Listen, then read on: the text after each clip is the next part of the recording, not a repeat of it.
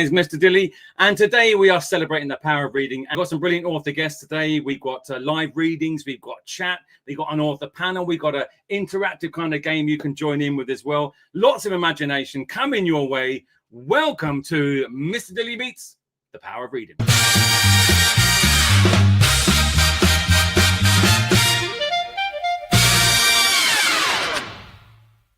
Today's show is about discovering how stories can be, I guess, like doorways in a way, and how this kind of helps you understand yourself, the world, and each other a little bit better, and helping you discover, as I say, the story that maybe feels right for you. Maybe you haven't found it yet. Maybe you like adventure, maybe you like mystery, maybe you like fantasy, maybe you like real life, but you haven't found that particular story or book that kind of really speaks to your heart.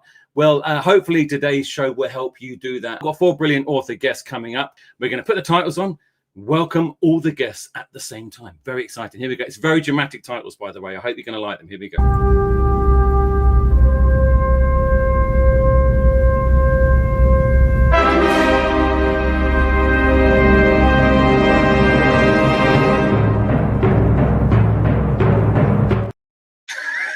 There we go. Good, very. Please say hello to Jamila Gavin, Julia Green, Hello. Peter Burns, and Doug Naylor. Give us all a big wave, everyone.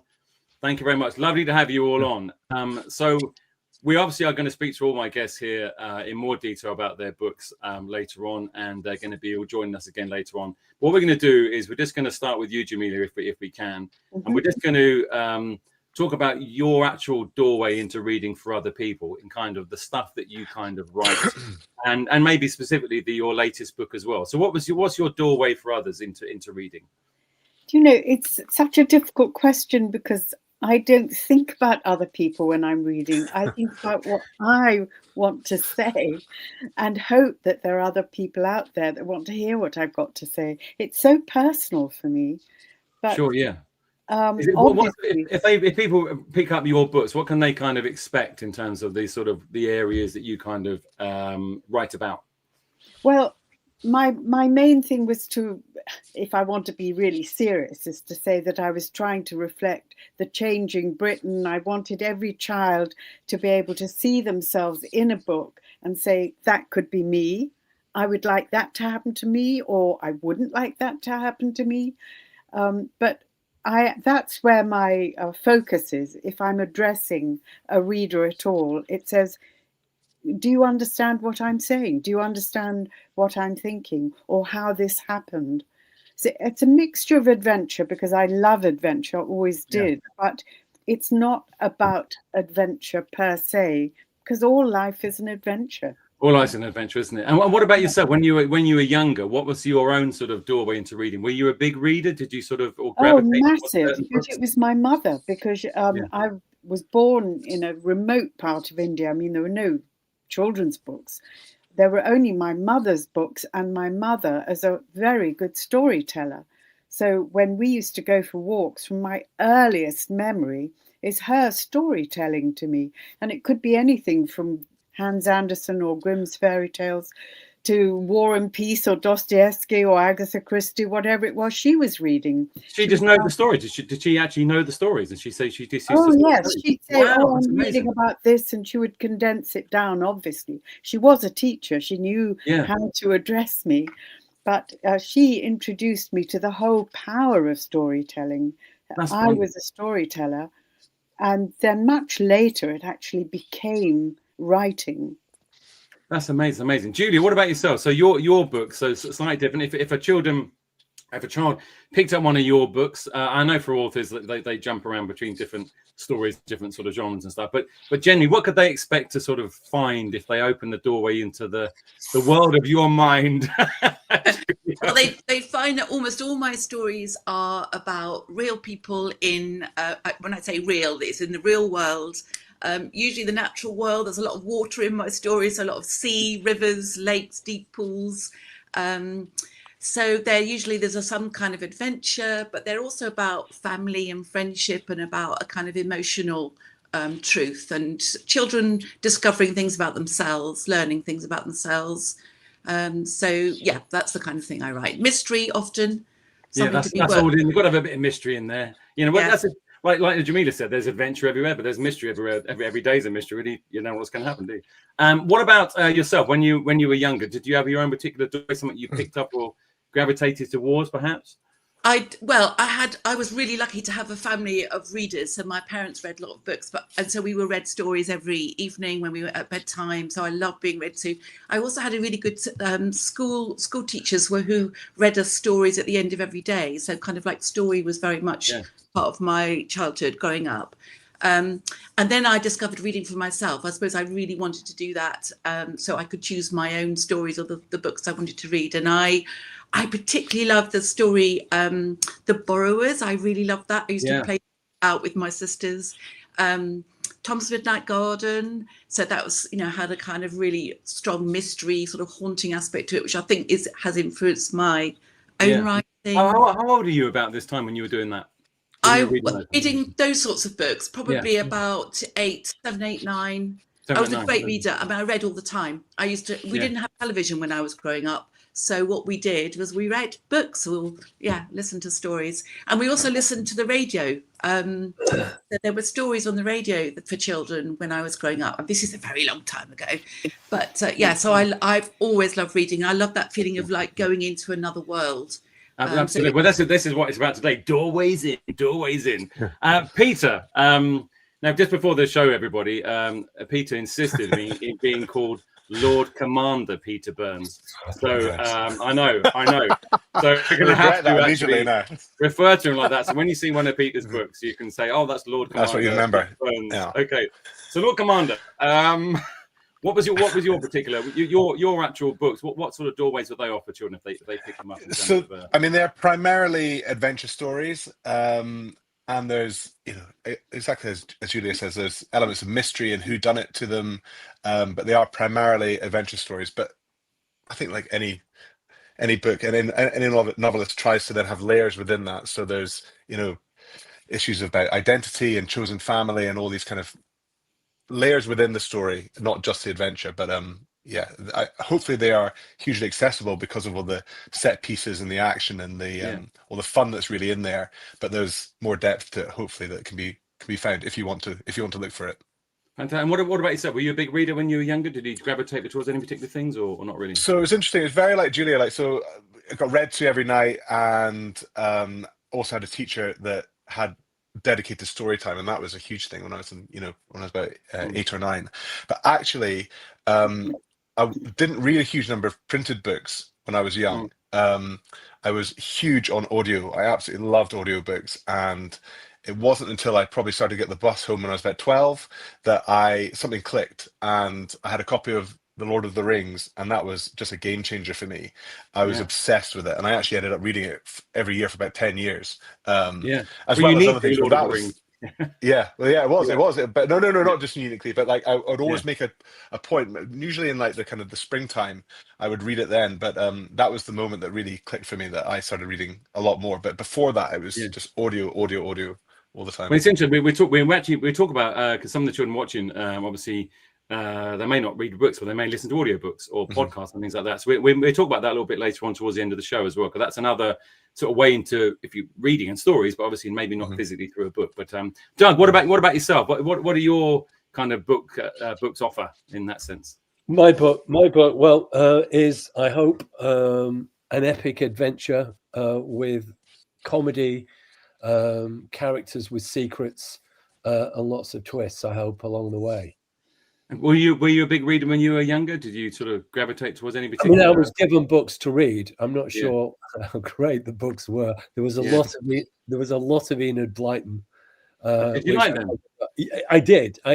Although I didn't like the characters. I thought the characters were all quite flat and one-dimensional. And having reread some recently, I think I was right, even back then. I like comedy. I loved Winnie the Pooh, and I loved P.G. Wodehouse. And that kind of opened up things for me.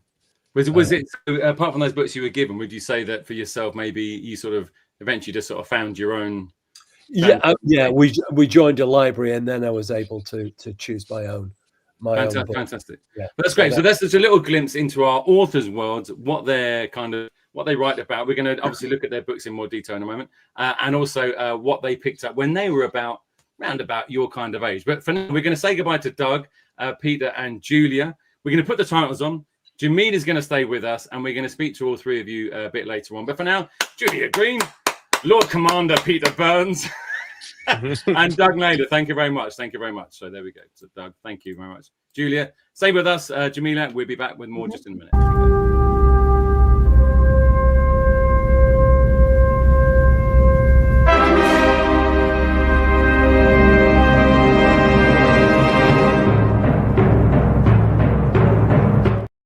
Okay, so Jamila's still with us. So you've got four authors, four different doorways into reading for you. But Jamila, so I'm going to give you a little. I'll speak out loud to the children. A little kind of summary of your latest book, and then we're going to ask some questions about it. So, Jamila Gavin's. Here we go. Beautiful, amazing cover. My Soul, a Shining Tree. You can see it behind his. Is a moving World War II novel told through multiple voices, children, families, and soldiers, connected by courage and compassion during one of history's darkest times. It explores how war affects ordinary lives and how hope and humanity survive even in chaos. It helps readers understand empathy, resilience, and also the cost of conflict as well. Jamila, a quick question about your book. As we just said, it's told through several voices. Why do you think it was important to show those different sides of courage in your story, and how did you do that?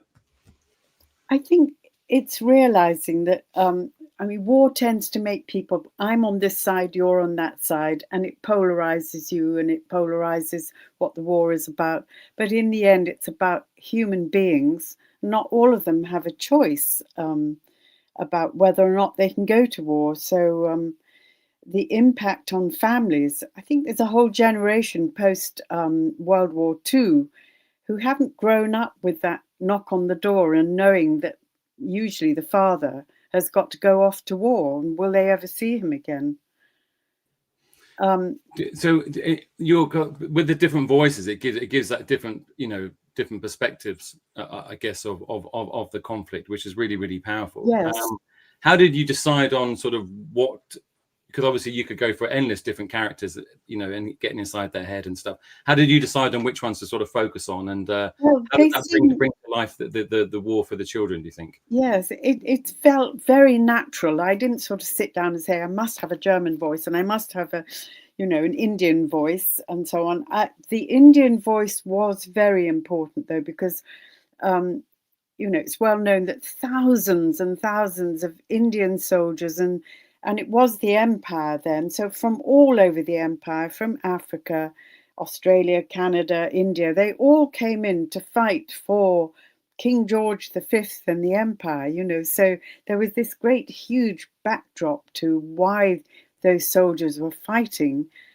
So I was very keen to have the Indian voice. And also that his uniform was so extraordinary. You might just glimpse it in the book jacket, his bright red trousers and his bottle green jacket and cap. Just there, can't you, on the... Yes, you might just be able to see it if you manage to get a copy. You'll see, and I describe it in the book, and you think that's ridiculous, he'll be spotted a mile off in red trousers, but it was almost as though it was an afterthought. Oh, maybe we better give them khaki trousers, and but as he says, once he gets into the mud, everybody's the same color as mud. So I think there was some. I don't know if I got this quite wrong, but in the war, I think there was 2.5 million. I think the Indian Army was one of the largest. Yes, they were, and they were the first and the most to volunteer. They volunteered in thousands, even before the British did, or other parts of the Commonwealth. They were very keen, particularly in North India, the Pathans and the Afghanis, all that area. They consider themselves warriors and fighters. So the thought of going across the sea, they didn't know what on earth they were going to. No idea. So that was another impact that, there they go in their smart uniforms and they get dumped into a country they've never heard of.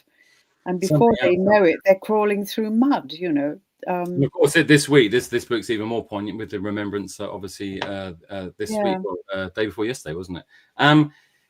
bringing history to life for young readers. Obviously, there's a lot of history, obviously.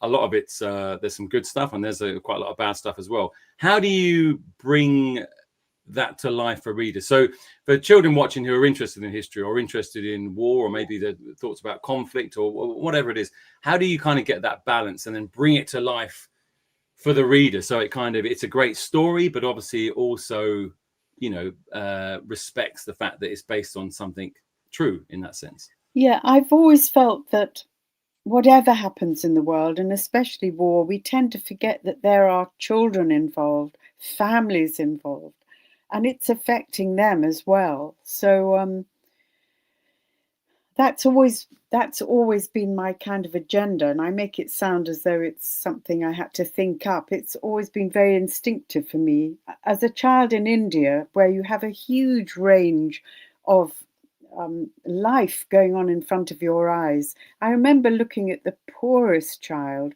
ragged or sitting on a pavement, and I would wonder what was going on in their heads. And I wondered about them, and I wondered as I passed by, maybe in a rickshaw or a car, or I wonder if they look at me and wonder about me. So I've always had this, how do they see me? How do I see them? And those are the sort of connections I try to make, whatever the background, you know. And in war, you know, there are children suddenly finding themselves orphaned or separated. What happens to them? Yeah. Hearing that today with the wars going on today. Yeah. But I think that's one of the great things about, you know, one of the questions I was going to ask you, and you sort of touched on it there, was, and this is for the children watching, maybe you're listening to Jamila here and thinking, oh, I love history, I love learning about that. Maybe you're not. Maybe sort of history, in terms of reading about it, is not your thing, maybe, and stuff like that. Is there any part of the book that you think, or the story or the characters, that for those children who maybe wouldn't necessarily pick up a book like yours, or a history kind of book or something like that, that would kind of maybe change their mind, you know, gives them a way into the book, not just focused on the history? Any particular element that kind of speaks to them outside of that, do you think? Well, although I tell it from these 3-4 different voices, I think Lottie, the little Belgian girl, is the first one I mention. And Lottie, we keep coming back to her, and how children, I think, like to know that other people know who they are. And that's why each character is introduced by saying, my name is Lottie Becker, my sister is Elfs. Or Ernst, the German boy, says, my name is Ernst, you know, I live in Koblenz, or I'm a cavalry officer. Kudadad Khan says, my name is Kudadad Khan. And they all say, I hope you'll remember me. Because that's another thing. People, whether they're children or adults, hate to think that nobody knows them, nobody remembers them. So, you know, it's asserting their identity wherever they find themselves. Fantastic. And that's a great way in for readers as well, you know, literally following the story of someone else who's a different part of the world, but maybe your age. Some of them are not your age, and you follow their journey through it. And that's what your voice does. So your book does, those different voices. Could you give us a little reading from the book? Yeah, I'll give you an extract. I'll start with, I was worried about this. You've got a tree there, and the title is My Soul is Shining Tree. That tree is a kind of observer of life going on, sometimes in horror, and sometimes, obviously, at the end in hope, because it sees the poppy fields growing again and so on. But Lottie discovered that tree and used to climb it as soon as she was old enough. And I adored climbing trees as a child as well. And she sort of sees these lights and she's also heard that the Germans have invaded Belgium, and she becomes obsessed with guilt and thinking that somehow she should have told her father. But she has a very difficult relationship with her father, which you'll see from the extract I read. So I'll have to put my glasses on. Lottie's just been up the tree and seen these lights, and then she's managed to get back into bed and fall asleep. I was woken by the loudest, fiercest hammering I'd ever heard on the front door downstairs. It shook me violently out of a dream. There were commanding shouts. "Open up!" I felt a surge of terror, as if death himself was knocking on the door. I remembered the lights I'd seen from the top of my tree. Voices were yelling urgently, "Kaiser Bill has invaded! Hey, Anton, Becca, time to go!"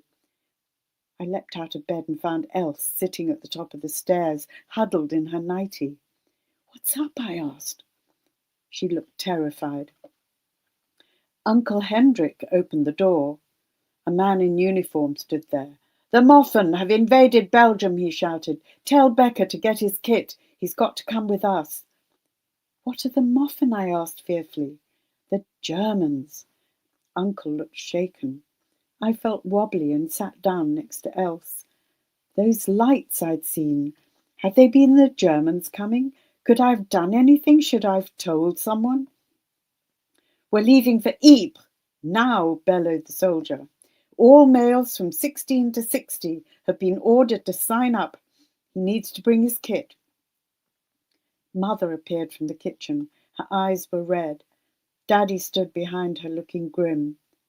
"I have to go and fight for our country," he said. "It is my duty." His words didn't sound like his, but as though he was reading them. "Better be off." He was wearing his best suit, the one he usually wore to church, though he already stood like a soldier with a bulging rucksack at his side. Should I tell him about the lights? "Say goodbye to your father," said Mother in a choked voice. Else bumped down the stairs on her bottom and flung herself into his arms. "Goodbye, Daddy," she sang at the top of her voice. He swung her up, kissed her cheeks, then plunked her down and patted her head. "Lottie?" Mother saw my hesitation. My father suddenly exclaimed, "Lieselotte!" His shout made me shudder. "Good heavens, child, don't tell me you went to bed looking like that, a scarecrow." I wanted to tell him about the lights I'd seen from my tree, but I was a coward. I stood uncertain, as if my feet were glued to the top of the stairs. Uncle Hendrik appeared and stood next to Mother. He looked up at me and smiled encouragingly. "Say goodbye to your father, Lottie." If Daddy had only held out his arms to me or looked as if he cared. Instead, he noticed leaves caught in my hair and the state of my nightie. "Look at that girl," he huffed. "Gallivanting in the woods last night, were you? Playing with the fairies or something?" He laughed loudly as if it were a joke. But very quickly his eyes narrowed and he frowned. "This girl's getting out of hand. You've got to be firmer with her, Mother," he growled. Uncle Hendrik beckoned me with an encouraging smile. I walked slowly down to the bottom of the stairs. Daddy stepped towards me. I thought he was going to hit me, but instead he took my shoulders in each hand and studied my face closely. I couldn't tell if it was with affection or criticism. He stared at me straight in the eye. His eyes were cornflower blue, the same colour as mine. I'd often overheard people saying, "Isn't she like her father?" It was a long stare, as if probing. I almost confessed everything to him, that I had been out last night and maybe seen the strange lights and the Germans coming. But I didn't want to spoil that unexpected feeling of closeness between father and daughter. "You should have been a boy." He gave me an awkward hug and kissed my forehead. "Goodbye, Lottie." Wow, look at that. Loads there, Jamila. Loads there for schools, teachers to talk about in all kinds of areas, not just history, but obviously characters and social aspects as well, all kinds of stuff there. So My Soul, A Shining Tree. If you love history, real life stories, this is a great way into reading for you. Jamila, you'll be back with us in a moment. We're going to have a next guest coming up, and then we're going to do a Guess the Doorway game for all of us as well. But for now, round of applause.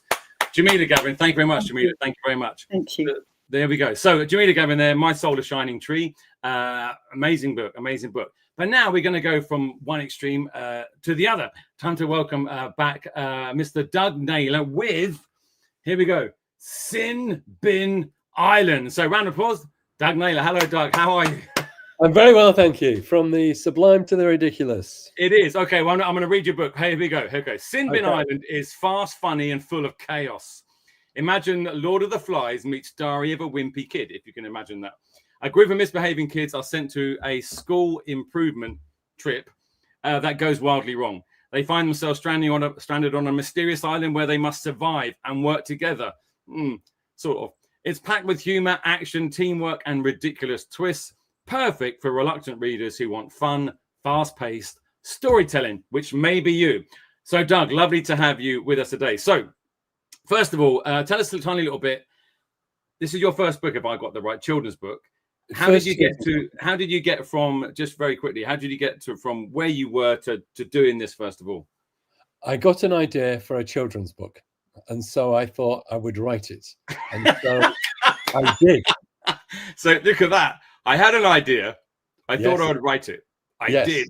And it got published. That's really good. Eventually it got published, yes. They said it was too long and make it into 2 books, but it got published. That's brilliant. So in terms of thinking of funny stories and grabbing readers that maybe think they don't like reading, how does this book kind of do that, do you think? How have you sort of approached that in terms of your story and the sort of the general feel of it? Well, it's very interesting. I sent it to my good friend Craig Charles, who's in Red Dwarf, plays Lister, and Red Dwarf is a TV series I co-created with Rob Grant, and wrote I wrote many episodes, 74 I think it was. And when I'd written the novel, I sent it to Craig just to get his view on it, and he said, absolutely thrillingly, "This is the book I could not find as a kid." That's great, though, isn't it? That's exactly what I'm looking for because it's the book I couldn't find either. I wanted an epic adventure. I wanted it to be funny in parts. I wanted the kids to be 3-dimensional and different, and carry secrets and a bit of magic, blah blah blah, smuggling, all that. So those were the ingredients that I mixed together, and we wound up with Sin Bin Island. So you've obviously, as you said, you've written for TV, you've written for comedy. How is writing a book, but also writing a children's book, different in terms of how you approach that, or how you kind of? Lots of people have asked that. Yeah, lots of people have asked that, and it's no different as far as I can see. In fact, Sin Bin shares many traits of Red Dwarf. In fact, there are 4 main characters. They're all madly different. They're forced together. They have to become a team. They do become a team. And instead of science fiction, I guess there's magic. And I didn't ever feel I had to write down or I had to pander. It was just like, this is the idea. I'm dealing with 4 13-year-old kids, 2 boys, 2 girls. Just write that story. And that's kind of what happened. Did you, if a child was to pick up your book, and you obviously said you've got humor there, got adventure and stuff, but what are they going to find in terms of the characters that they can kind of fall in love with and kind of follow? And, who are they? And how's that going to speak to them as children as well? Well, I think there's some interesting devices. So you have the hero is Diggs, and we meet him. His mum and his sister have died in a plane crash. And he's lost his dad somehow, although we don't know quite how at the beginning. And he meets the family solicitor, and the family solicitor gives him a Russian nesting doll, which has been handed down 13 generations. And when he opens the Russian nesting doll, he discovers a note which is directed to him, and it tells him what's about to happen in the future, where he's about to go, and what to do. And the Russian nesting doll becomes his kind of mentor throughout. And so that's Diggs. He meets other characters at the orphanage. I won't tell you exactly who, because there are twists and surprises along the way of who they are and the background to them.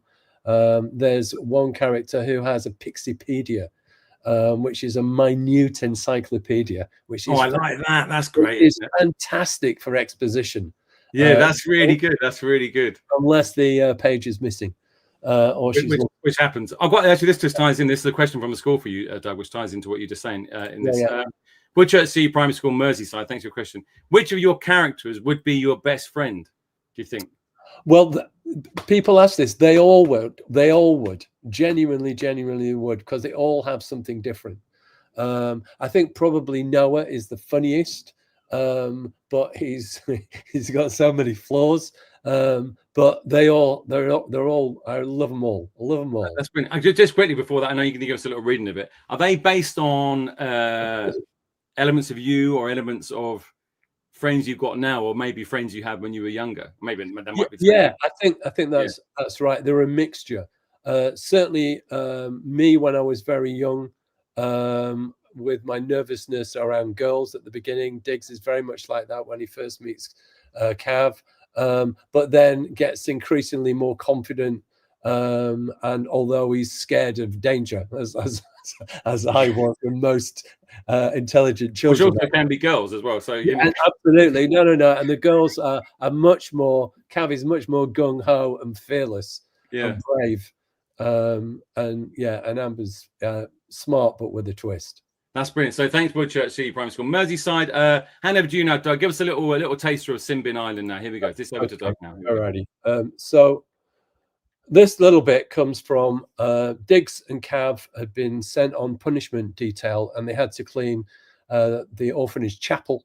And when they did, they discovered something, and it appeared to be a secret stairway, which they thought might lead to a priest hole. Priest hole were special places that were used to hide Catholic priests in Tudor times. So they went back with their two friends, Noah and Amber, to investigate. Diggs reached up to the top of the vertical wooden beam and pushed it. The beam rotated 180 degrees, revealing a passageway. Amber's right, Diggs grinned. It's a priest hole. But how come there's a light on in there? He pointed. Hello? Is anyone there? No one replied. Let's go in, Cav said. Diggs squeezed through the narrow passageway. The others followed. The space was no bigger than 4 feet wide and 8 feet long, with stone walls and no windows. A naked light bulb hung from the ceiling, illuminating a single wooden bed and an empty water jug. I was hoping this might be where the smugglers hid their treasure, Cav sighed. I mean, what's the point of having a secret doors and secret staircase leading to secret rooms if when you get there's no stinking secret treasure? How come there's a light in a Tudor priest hole? Amber asked. The light switch wasn't invented until the 19th century. Diggs examined the ancient switch. It was made of stone and featured intricate carvings and strange motifs. Under the switch, engraved in an elegant swirly font, were the words room switch. Diggs flipped the switch and they were plunged into darkness. I hate the dark. Turn it back on, Noah hissed. Diggs clicked the switch back on. His eyes bulged in disbelief. They hadn't moved 1 inch, but somehow, incredibly, they were in a different room. This new room was bigger than the first room, being almost 20 feet long and 15 feet across. At the far end was a long oak workbench stacked with jars covered in cobwebs, including mandrake root, wolfsbane, moonswort, and snail syrup. Alongside the jars was a set of alchemist scales covered in dust. In front of the workbench stood an upturned cauldron with 2 fat cushions with stuffing bursting out. What is this place? Noah whispered, pale with shock. Let me try something, Cav said, and flipped the room switch, plunging them back into darkness before she flipped it a second time, and the lights came back on, and they found themselves back in the first room, before she flipped the switch again and sent them back to the second room. The room switch makes you switch rooms. This isn't a priest hole, Diggs said, his heart pounding. This is a wizard hole. A wizard must have hidden here hundreds of years ago. They stared at the potions lining the shelves. That's great, Doug. I love that. I love the idea as well of the priest hole and the wizard hole being crossing over history and genres just in one little spot there, which is brilliant. Now, this is a Simbin Island, of course, and this is a great way into reading if you like fantasy, if you like comedy as well, but also great characters as well. This would be a great way into reading as well. It's a thick book, but it's fast. It goes fast, which is really, really good. Doug, you're going to stay with us. We're going to bring back Jamila in a minute. We're going to bring in Peter and Julia before we speak to them about their books. And we're going to be playing a game to get ready in your classrooms, as we're going to play a little game in a minute, which is called, well, you'll see in a minute, Guess the Doorway. Here we go.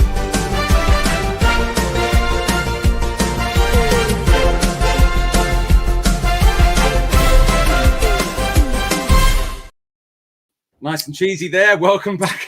Welcome back, everyone.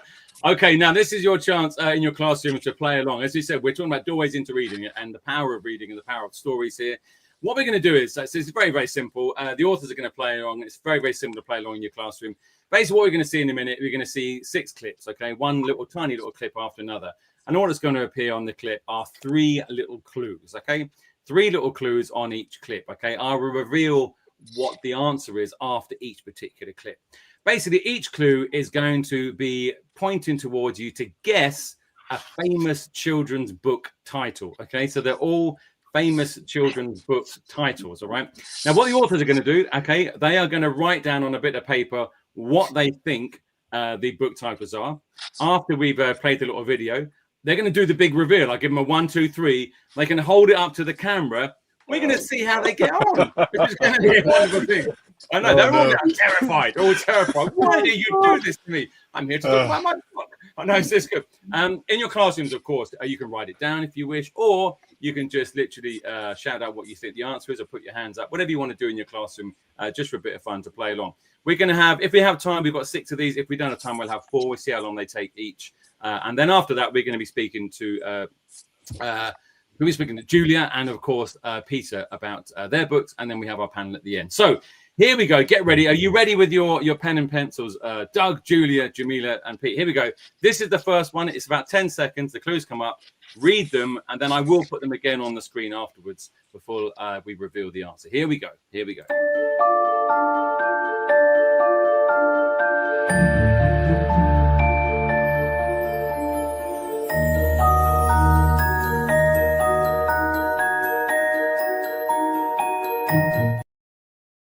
Okay, so let me just put these again on the clues on the screen. So a pilot, a crash in a desert, a fox, a rose, and a question about friendship.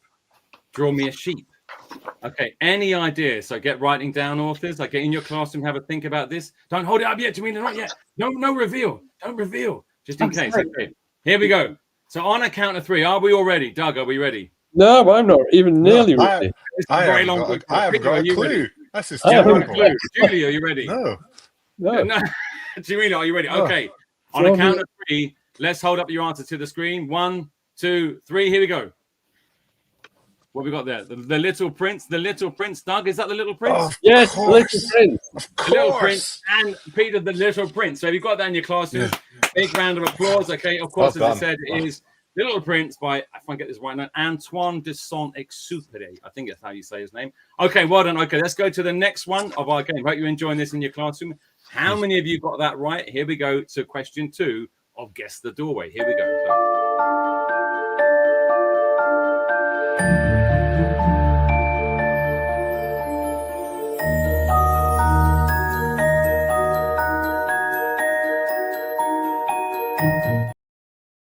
Okay, here we go. So a scar on a forehead, a train platform between numbers, a school for magic. Now, I'm aware there might be several options here, but go for the first option. This would make sense. Okay. So are we ready, everybody? Are we ready? Okay. On the count of 3. How are you getting on in your classrooms? Come on, think. It's not that difficult, this one. Okay. 1, 2, 3. Off we go. Hold them up to the screen. Harry Potter and the Philosopher's Stone. Harry Potter and the Philosopher's Stone.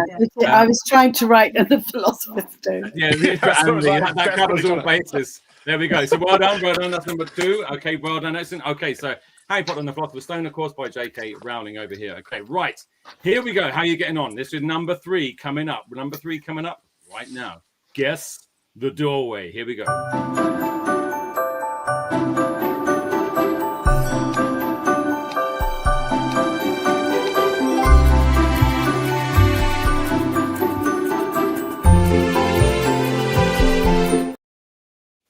Okay, so here we go. a diary, a disaster of a school day, a cartoon boy with big dreams. Anybody, any idea? Okay, in your classroom, any idea? Here we go. On a count of three, let's see if our authors get it. Julie, are you okay? Yeah. Okay, here we go. Ready? On a count of three. 1, 2, 3. Hold them up. Let's have a look. Do I remember kid? Jamila, what have we got there? I've got can't remember. I think I do know what it is. I just can't remember. That's really good. Okay, fantastic. Okay, here we go. So there we go. Number 4 coming up right now. Okay, did you get that in your classrooms? If not, there's another chance coming up now. Here, number 4. Here we go.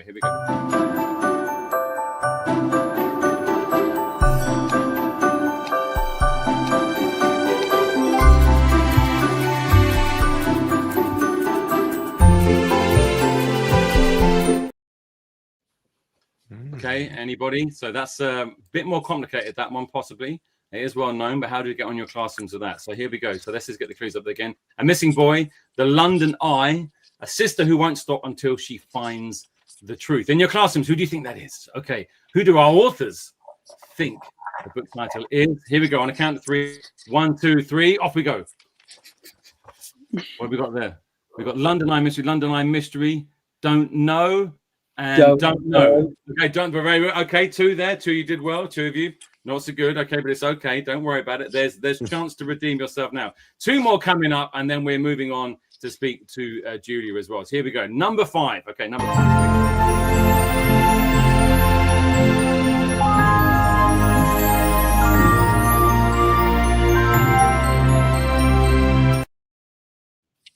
Okay, here we go. So let's just put those clues up again. So we got a hidden garden gate, something locked away, a secret that grows. Okay, Julia, I think you know this one. I think it's good. Okay, so on a count of 3. 1, 2, 3. Hold them up, please. Here we go. Secret garden, the secret garden, the secret garden. Round of applause. Full marks to our author there. Brilliant stuff. Okay, and last one, of course, Secret Garden by Frances Hodgson Burnett. Last one coming up as we finish this game of Guess the Doorway. Here we go.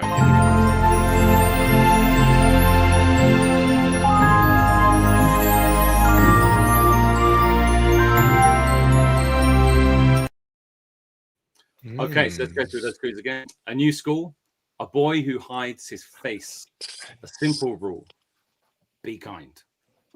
Okay, so last one in your classrooms, any idea? Was made into a movie, but then there were a couple of the others as well. So that doesn't really help. I know, it's difficult. Racks your brain, doesn't it? Okay. I know. It's a wonderful book. One word. There's your clue, Pete. Okay, here we go. Ready? Yeah. On a count of 3. 1, 2, 3. Hold them up. Not sure. Wonder, and Doug. What got there? I can't see. No, I've got blank. I've got blank. Okay, so that was, of course, the book Wonder by R.J. Palacio. I think it's how you pronounce it. I'm not quite sure if I got that wrong. But that meets the end of our Guess the Doorway. So we're going to say goodbye to Doug for now. Say goodbye to Jamila. Peter, we'll speak to you soon. Julia, you're staying with us. So thank you, Doug. Thank you, Jamila. Thank you, Pete. And we're going to put the titles up, and we're back with Julia. A bit more about her book in just a minute.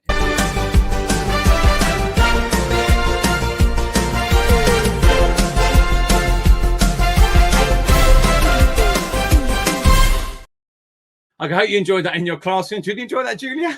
I did. I got all 4 right. Did you get right? That's well, it's weird when you look at it like that, isn't it? Because you think sometimes it's like all these things, don't you? We see, I don't know if the children watching, if you watch a game show on TV, and you think surely they know that, but when you're kind of on the spot, your brain just freezes, doesn't it? So it's really, really difficult. Okay, so Ettie and the Midnight Pool. Here we have here. Okay, I'll read a little bit about it. Ettie and the Midnight Pool is a beautifully atmospheric story about 2 friends, a mysterious landscape, and a hidden truth beneath the surface. When Ettie moves to a quiet village, she discovers a secret pool deep in the woods that seems to hold strange power. The story weaves themes of belonging, the natural world, and the quiet magic in everyday life. I hope that kind of sums it up in a little tiny nutshell there. In your book, so first of all, Julia, just tell us a tiny little bit more about the story and how you got round to writing this story before we sort of jump in a little bit more. So let me hand over to you for that. Okay. So like almost all my stories, it starts in a place, a real place.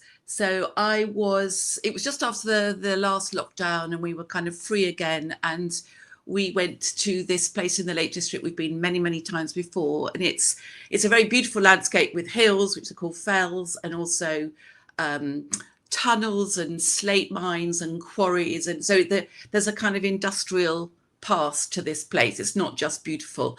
And walking in those places and going into tunnels and exploring kind of the quarry and so on, I started thinking about the kind of stories that might happen here.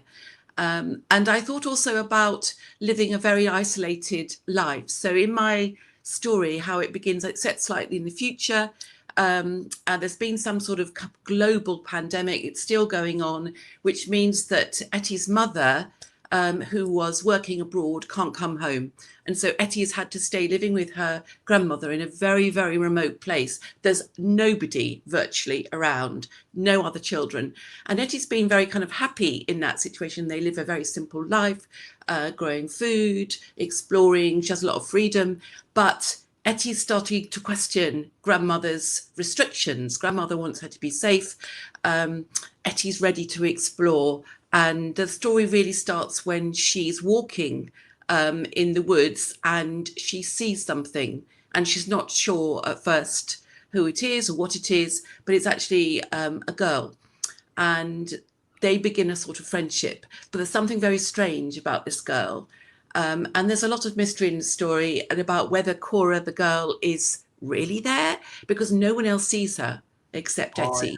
Ettie keeps her secret. She doesn't tell grandmother, but Cora leads Ettie into more and more dangerous and difficult places. And Ettie starts taking like really big risks. And the sort of climax of the story is when she dives very, very deep with Cora into this very deep quarry pool, something you should never do, to explore the caves beneath. But that leads to Ettie discovering some very important, difficult things about her own family and the past that her grandmother has kept hidden from her. You mentioned there, but also you mentioned, earlier and sort of speaking about your own books when you were younger and stuff, nature in your book. So if you, this is, again, different from Doug's, different from Jamila's in terms of they're kind of like the sort of general tone, I think, is probably different.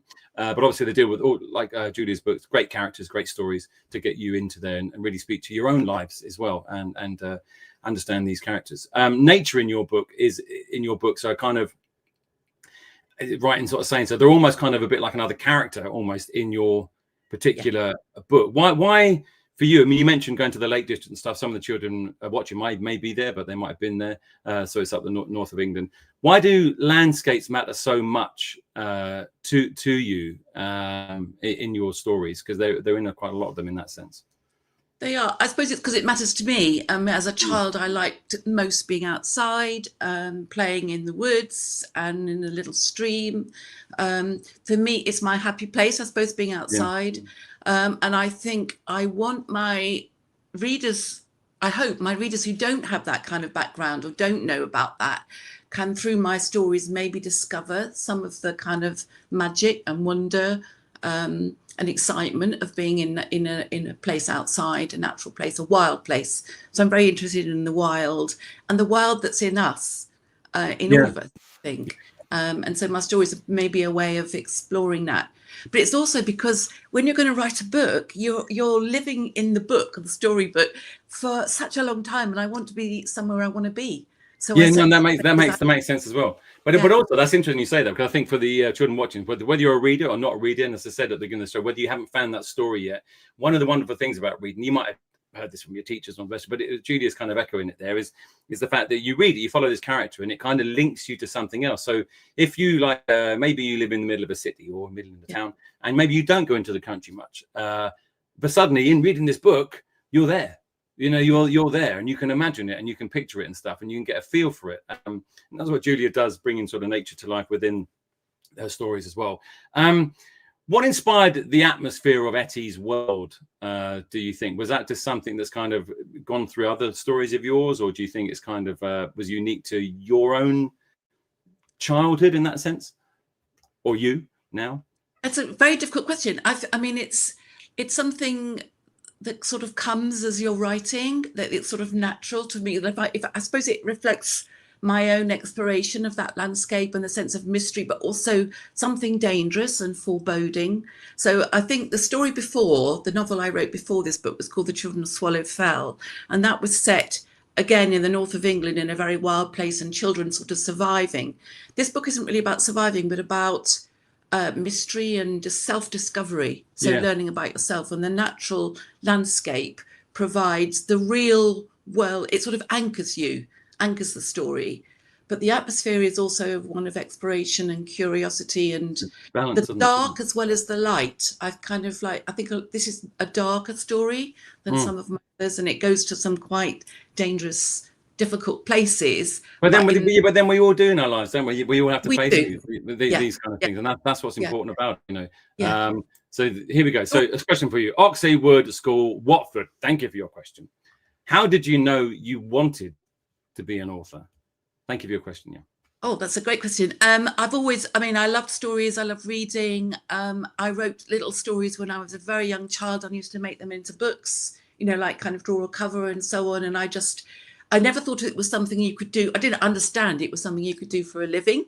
So I went to university. I trained to be a teacher. I worked in universities, but eventually I realized, obviously, that the thing I most wanted to do was to be creating stories. And so I started writing, and it's the most joyful thing I can imagine. Difficult. It must be incredibly. I don't know if anyone watching again, or any teachers or write or anything, but like if you when you do write a story, and the kids watching might feel this, and you write something down, and it literally is from you. You do feel good. Sort of just getting it out onto a bit of paper, isn't it? It's I don't know, there's something about it which is just magical anyway. Then when other people read it and they kind of see themselves in it, and see into your mind, it's great. It's a wonderful thing. Thank you for your question, Oxley Wood School. Speaking of which, Julia, could you give us a little reading from Ettie and the Midnight Pool? So I'll hand over to Julia for that, and then we're here with Peter. Then all the guests are back at the end. Here we go, Julia. Lovely, thank you. This is from very early in the novel. And Ettie's on her own, as always. It's too still, too quiet in Fletcher's Wood, even for a hot August afternoon. Ettie steps over the green moss and climbs uphill between the trees. Something's different today. The deep quiet makes Ettie uneasy. All her senses are on high alert.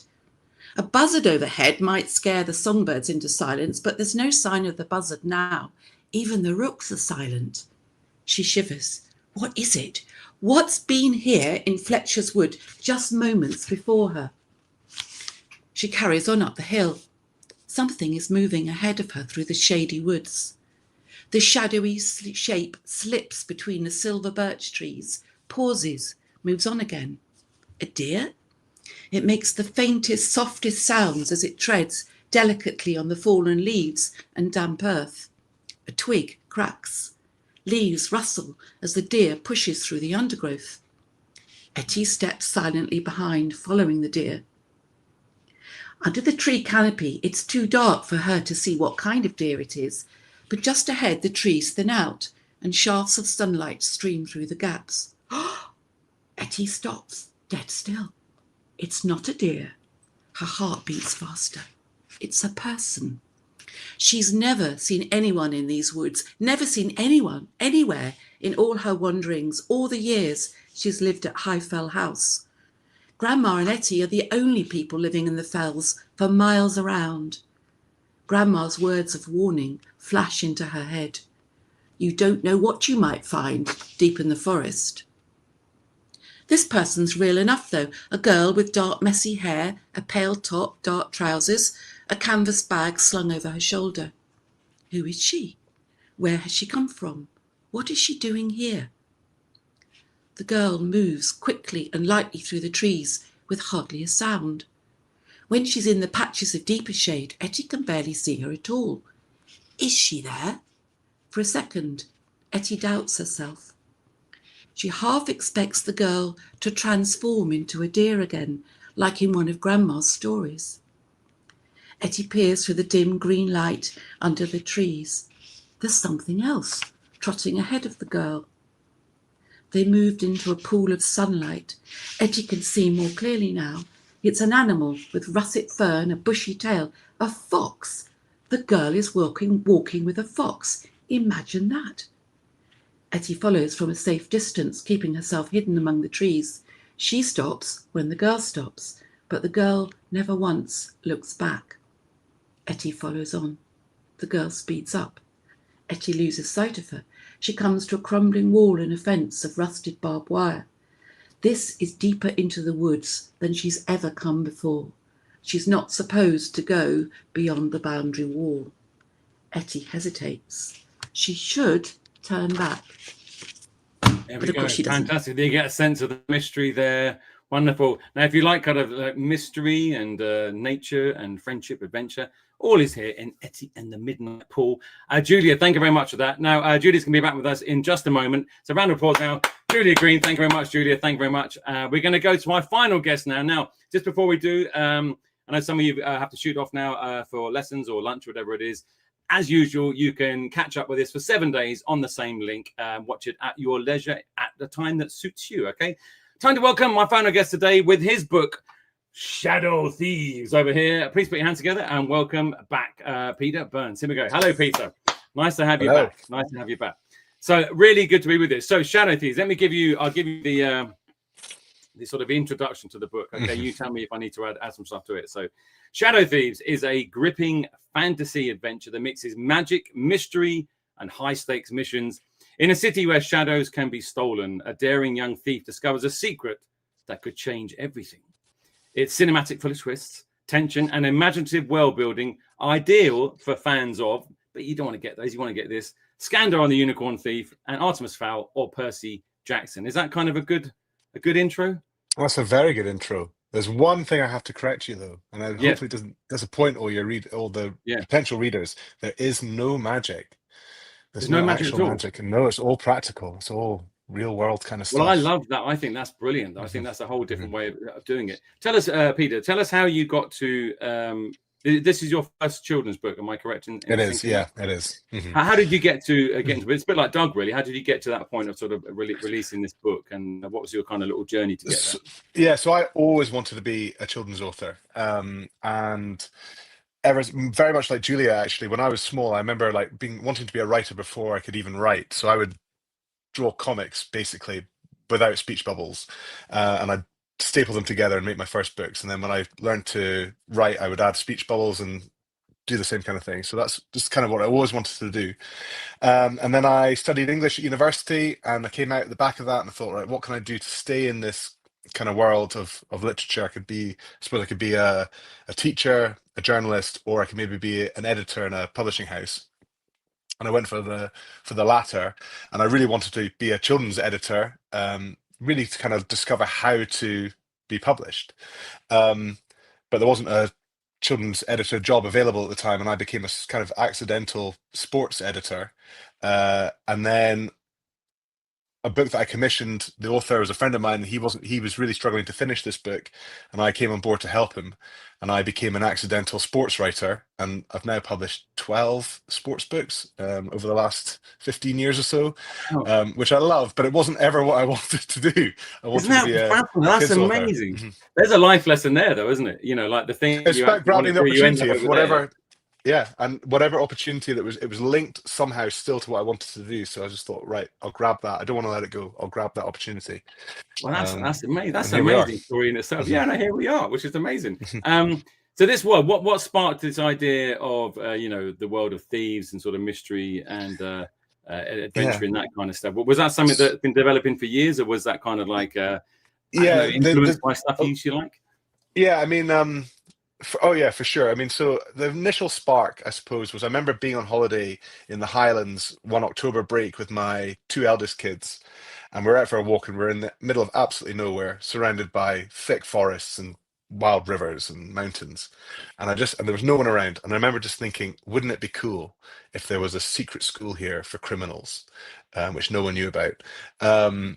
And growing up, I loved Indiana Jones movies and James Bond, and kind of lent into all those kind of things that I liked. Again, practical stunts, which I really liked.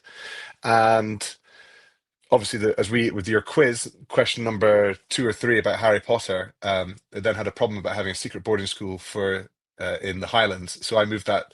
I suppose thinking about James Bond baddies had their lairs in volcanoes and under the sea or in space, and I didn't want to go quite as extreme as that. But I moved mine to the Alps in France, and then that school for criminals became 4 schools: one for thieves, which is in the Alps; one for assassins in Japan; one for spies in America; and one for politicos in Italy. So that's kind of how the whole world grew. But I love that though, because obviously, so you had that initial idea. I'm just thinking about kids writing their own stories as well. The initial idea on something, you think, okay, I'll do that, and you think, oh, actually, I can't base it there because I've got to do similar to that. But then naturally, it then leads on it. But and I suppose because of that, it expands. You have an idea of a story, but it's already now expanding the world and expanding the story because you couldn't do that particular thing. Yeah, totally. Something else, and he kind of gave you this other dimension, which is amazing for the book.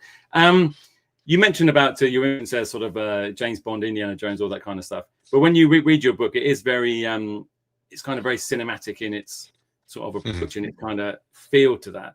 Was that a kind of a conscious thing that you sort of did, or was that literally just because it was kind of in No, I think watching movies? Again, I think I watched a lot of films when I was a kid, and I did a lot of imaginative play outside and around the house on rainy days, and I always. I would take something like Star Wars or Indiana Jones or James Bond, and I would make my own version of that. But it was always really cinematic in my head with big set piece action kind of moments. And so that's just kind of how I think when I think of storytelling, and that is just translates immediately into how I write. But fantasy as a sort of a genre is very, very popular, of course. Why do you think that is?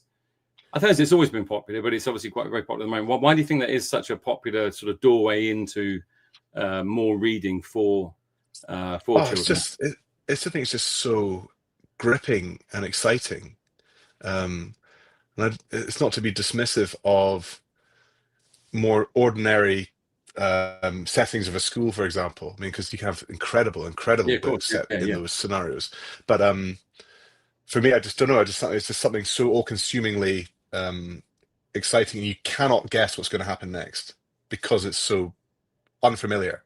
And by having that fantasy world, you're in complete control of what you're doing in that world, and so the possibilities really are endless as a writer. So for kids wanting to write their own stories, you are in complete control. You don't have to live by any rules. I mean, my world is our world, but it's almost an alternative history. So if certain moments had happened differently, so in this, if the French had won the Napoleonic Wars and the 100 Years Wars and the Franco-Prussian Wars, you'll study this stuff eventually if you haven't already. How would our world be different? And it's the entire global map is redrawn because that's always a fascinating question, anyway, isn't it? That, I mean, one little thing changes and everything changes afterwards. Yeah, it's the butterfly effect, and then that just allows me to just do whatever within that world. That's amazing. So if a child was thinking, oh, actually, I'll give Pete's book a go and stuff like that, what could in your own words, very quickly, what could they expect to sort of grab them and sort of carry them through? To tell us a bit about that. Oh, well, it's about this secret society called the Shadow League, who run these 4 schools, and you go on and become a shadow thief, assassin, spy, or political when you leave school. But when you're there, you're learning all sorts of amazing things like safe cracking and lock picking, art of disguise, forgery, you name it. And in fact, if you have any ideas, kids, please message in and give me some more ideas for lessons that you'd love to learn. That's from Pete. That's from Pete himself. I got a small question for you, Pete, and I know you're going to give us a little taster. Then we're bringing everyone back to our finale today as well. So this is from St John Fisher Catholic College in Staffordshire. Thank you for your question.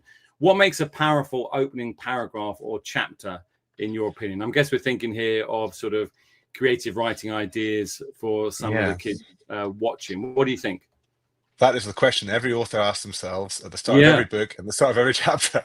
It's very hard. Yeah, very hard. Yeah, but I don't know. For me, I like the idea of, and I've done this for each of, this is a series I'm working on, and I'm now writing book 3. Book 2's out next summer.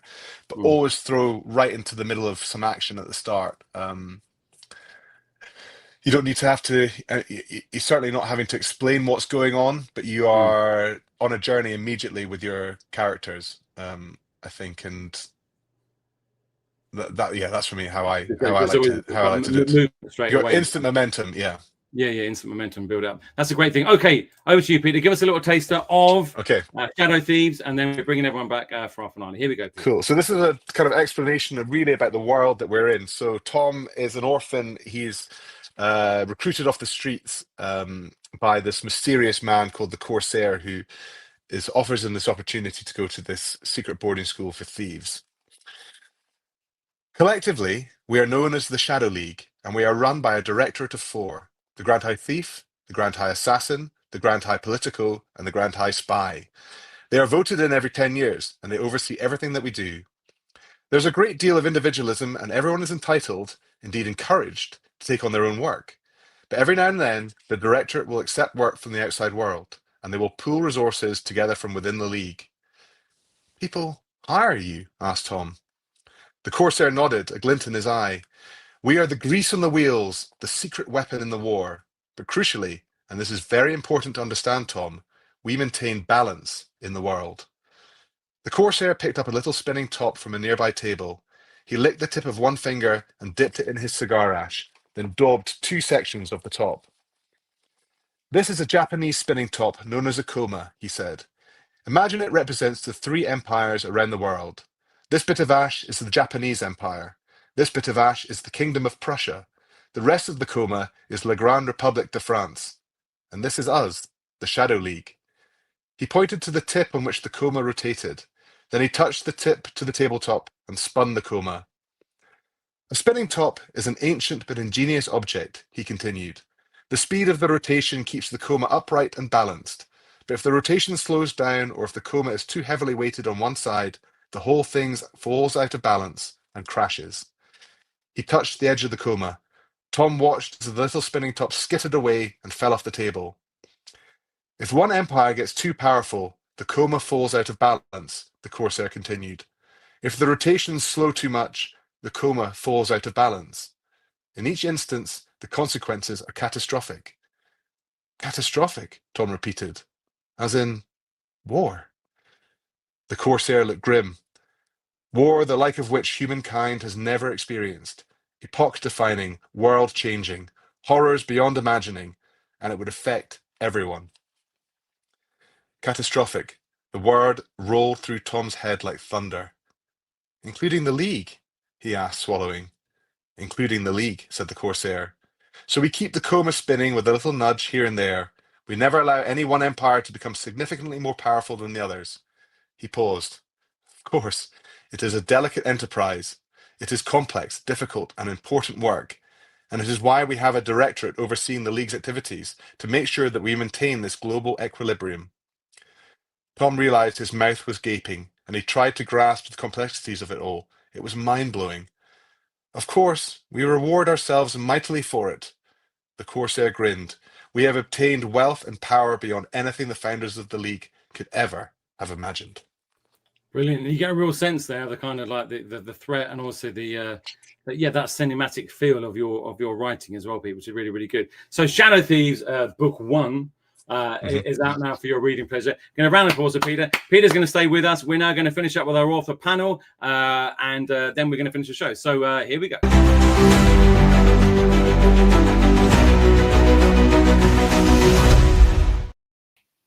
Okay, welcome back, everybody. Just for a little bit at the end of the show. So welcome back to Doug and Julia and Jamila, of course. And thanks to Peter there for Shadow Thieves and giving us a little taster of that as well. So this is obviously reading for some children is very exciting. Other children is they're kind of half exciting, half not found the right book. And for others, I suppose like adults as well, is kind of something they'd rather not do at all. Especially in today's world, we all have so many different ways of accessing different content and stories as well in what we're doing. So this panel is reading, gaming, and imagination. And it's not really saying one is over the other. It's basically about finding different ways into stories and how you do that. And we're going to find that out by talking to our authors and finding their little ways in as well. We start with a very, very simple opener, and they're going to kind of finish the sentence up for us. And the opener is reading is, and it's obviously what it means to them, or what their message maybe is to you about what it's about. So let's start with Jamila. So Jamila, let's start with you. Welcome back. Reading is, what is that to you? Well, it's air and water. It's also the key to really everything that the world has ever been. Where you can't go, reading can take you. Fantastic. Doug? Reading is a great way to escape from your parents and annoying brothers and sisters. You can say, I'm busy reading, and your parents are less likely to make you tidy your room. I mean, what's better than that? This actually has a very good bit of advice there. Kids, tonight, all over the land, you can see that happening. Julia, reading is? Reading is magical, life-changing, a comfort, a challenge. It's many, many, many things, but it's for me, it's the most joyous thing to do. Brilliant. And Peter? I think reading is an incredible window to understanding other people. I think it teaches empathy in a fundamental and long-lasting way, because especially in fiction, you're spending time in other people's heads, seeing the world from, I suppose, their unique point of view. I think just to add to that, I mean, as I said, is that about empathy and stuff is obviously, as you said, looking at the world from other people's point of view, but obviously that also helps you. I mean, so, you know, in the same way, so you find out your path through life by yourself, if you like, but also through other people at the same time. So it's got that kind of double plus for that.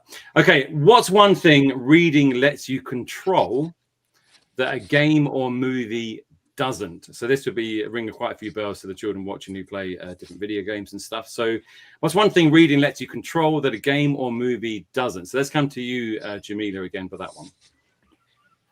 I think it's the connection. It's between you and the originator of the material. I mean, when you've got a book, it's the one occasion when you as a reader are connected to the writer. But at the same time, even the writer can't control the way you interpret and what you get from that book. So you're really completely in control when you're reading a book. Because you have to paint the whole thing in your own mind, don't you? So that's going to be different. I mean, the imagination is absolutely full throttle, and it's your imagination. It's not the filmmakers or anybody else's. It's yours. Absolutely. Great. Okay. Let's go to Doug. Yes. Yeah, with a book, you're the director of the book because you're imagining what the characters look like, their clothes, the sets, the monsters, the sound effects, everything. You're in control in the way a director is in control. A book is your own movie. That's great advice. I love that. Julia. Well, for me, it's to do with the images, the pictures that you make up the pictures in your own mind, imagination, rather than having to see something that somebody else has imagined. So we've often had that experience of like reading a book and then you see the movie and the movie isn't what you imagined at all. So there's like multiple different versions of a book according to who's reading it. You also control the pace, so you can decide how slowly or to read or to reread in a more, you have more control, I think, over that. But it's also Well, you can, as you said, you can pause, fast forward, rewind at your own pace, and this is great. Right, you're all saying it's brilliant. I never even thought of it like that. What Doug said as well. I never even thought of it in terms of that, but it's true. You're the director of the story, aren't you? And so that kind of echoes that. Even though it's someone else's head, you control the way that you want to interpret that, which is amazing in that sense. You look at a movie, it's been done for you, and you still can get obviously stuff from a movie, but it's very different. Peter, what about yourself? Sadly, my answer is exactly the same. So it's visualization and imagination, because no matter how descriptive an author is, every reader is going to see a character or a landscape or a building or an action sequence differently. And reading, it supercharges your imagination unlike any other entertainment format because it's so immersive. You're creating everything in your own head. So it's just as everyone else has said. And also, we see it the same way, don't we? No, but it's true. But you're kind of focused, and you're focused on that one particular point, aren't you? Which is amazing. Is there a time that you didn't like reading, and what changed it? And when I know you spoke about this earlier on, but I'm really sort of thinking for me, I don't know. This may come for some of the kids watching. Maybe it hasn't happened yet, but when I got to secondary school, and you had obviously the reading that you had to read certain books. Looking back, they were great books, but at the time. Those books were completely outside of any my experience at all, and it kind of put me off reading. So I'm kind of thinking about that. Were there moments where basically as we're trying to find doorways in for children to find that way of reading, that maybe you were given something and said you have to read that, and thought, this doesn't speak to me at all. Were there any moments like that in your particular life? Let's go back to Peter and work our way backwards. Peter. Oh, I had the exact same experience. I think if I got asked to read it, I mean, sorry, teachers, if I got asked to read it, I didn't tend to enjoy it. I like to choose my own books. But I actually, I wasn't a great reader growing up. I was slow, and it was a real struggle for me. But as I said earlier about audiobooks, and I would listen to them all the time and ask them to have them on in the car. I'd have a tape player near the bath. If I did Lego or drawing, I'd have an audiobook on. I'd listen to them on the bus. Go to sleep all the time. And then again, going back to the Lord of the Rings, I had an audiobook of it first before I read it, and that helped enormously because I knew how to pronounce everyone's names and the places and the kind of rhythm of the dialogue and the rhythm of the narrative, and that helped. Looking at these 3 enormous books, I would just sped my way through them because I loved the story. And there was no problem with the pronunciation in my head of how to enjoy the book. And then after that, as I say, it was a kind of this kind of pivot moment where after that I just wanted to just read and read and read and read. That's really interesting to say that actually might be a way into because we did mention we talk about this in a moment, all of us, about audiobooks and podcasts and stuff. But just to echo what you said, Pete, and some of the children may have done this and may not have done this, but I'm actually just done what you did. I've listened to an audiobook and now I'm reading the book. And it literally makes so much more sense. I don't know what it is. It's just there's a different way of learning, I suppose, and reading about it. So let's go. Doug, what about you for that? Yeah, I mean, I totally agree with audiobooks. They're incredibly useful. And also some books don't have audio, but there's a thing, if they're on Kindle, there's a thing called Kindle Assist, which you just download that and then they read it for you. And they're great for car journeys with the family, or car journeys or trips to school, whatever. I mean, I think there are difficulties sometimes later in school life when you've got your huge exams coming up, and you have to spend all your concentration on reading the books you have to read. And then there's a little kind of time where you may be not reading for pleasure, you're reading for exams. There is that. Was there a particular time in your life where you just sort of thought, oh, I don't want to read that? Well, I have to confess, I did secretly read books in class. I remember reading Catcher in the Rye and getting in terrible trouble in history, and some science fiction books because I was bored in English. So that was, I kind of snuck them in somewhere. But that's good. Julia, what about yourself? Was there any particular time that you kind of thought, I don't know about this, or I don't want to read that, or anything else like that? I think it's when reading involved tests and being asked questions, and also not being in control of what the book was or how quickly you were allowed to read it. So I hated it when it went too slowly in class. So for me, libraries are the amazing thing that you can go there and you can choose books yourself, and there's no cost involved, and if you don't like them, you just put them back and get something else. So I really encourage everybody to join a library or have a school library. Is really important, I think. Yeah, absolutely. And Jamila, funny for that question. I absolutely agree with Julia about the school library. Any library, I mean, it was a temple. The library was my temple. As I say, having my early years in India, where there was just my mother to storytell, and then it was coming to England. We came back and forth several times. The most important thing was getting that little clutch of tickets for the library. It was absolutely wonderful. I have to say that I'm a complete book addict. There has never been a time in my life when words haven't mattered. I'll read the cornflakes packet if there's nothing else to read. So okay, fantastic. We were going to jump into about the this one really, really quickly.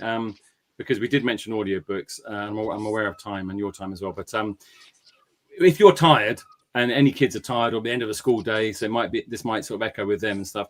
Do you have a favourite kind of thing instead of thinking actually maybe it is I'll pick up a book, but is it podcast? Is it like a comic, a graphic novel, audio book? Do you have a particular thing that you can go to that might echo with some of the kids watching in terms of other ways of getting into stories, in terms of that maybe that you do as well? Let's go, Julia. But what about that one? If I'm really tired, I'll probably watch something on telly rather than read. But actually, I also like to reread So a book that I know I love and will enjoy and is easy. I think I've done that. Yeah, when I'm tired. Peter. I listen to audiobooks and podcasts constantly, and it drives my wife insane because I'll be cooking or walking the dog or doing something in the house and I've got headphones on, and then it connects to the car, and because I listen to so many podcasts, I listen to them on double speed, and that almost blows her head up. So that's quite something. That's amazing. That's amazing. Doug, what about you?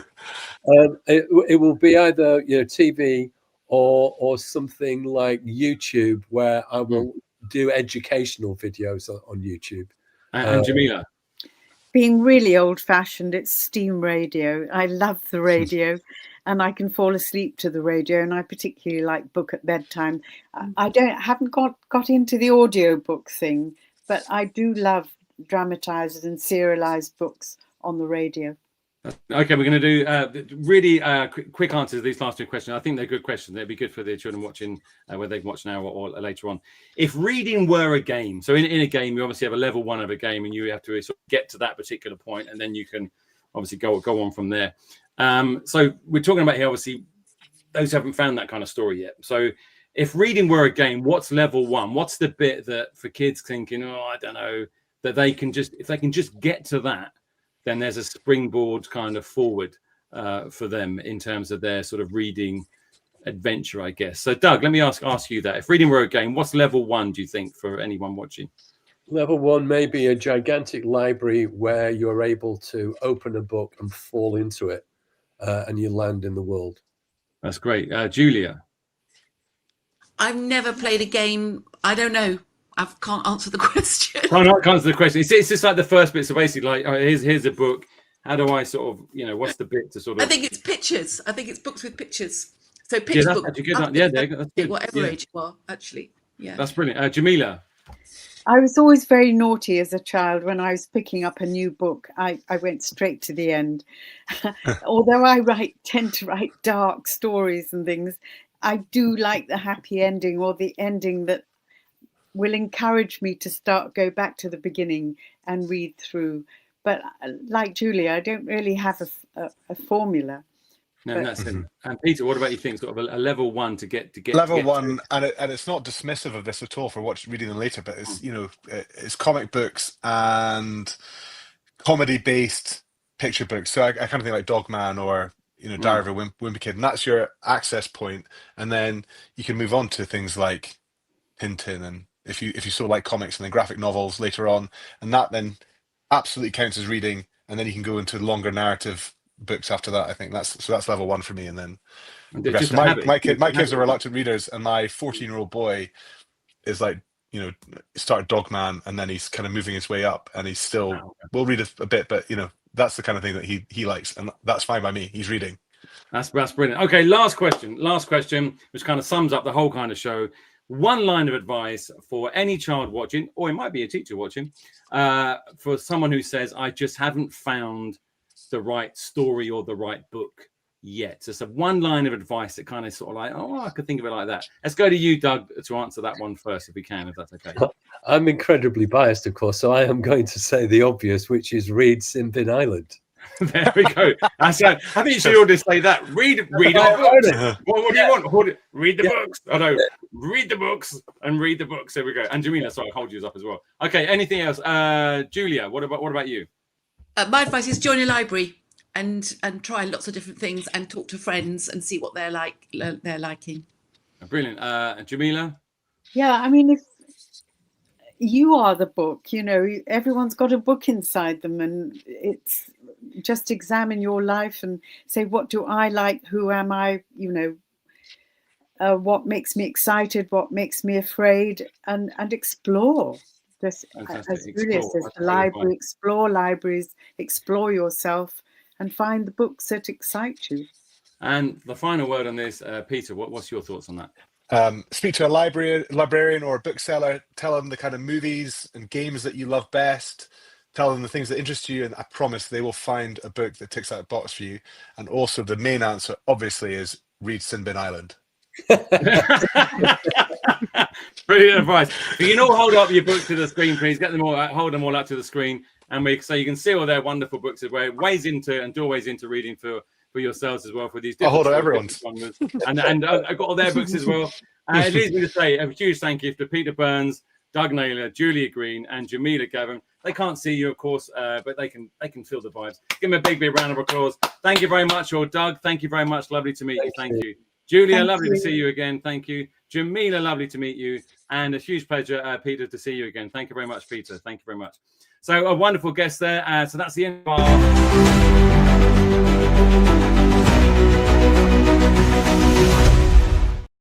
Cut myself off then. End of our reading author panel today. Huge thank you to you all. Remember, keep reading if you can. Keep exploring. Doesn't matter what you read, just read. You know, cornflake boxes are a good starter, as Jamila said as well. And you will eventually find your doorway into reading. So thank you very much. My name is Mr. Dilly. This has been Mr. Dilly Meets Power of Reading. And it's goodbye for me. And it's goodbye from me. Thank you very much. Goodbye.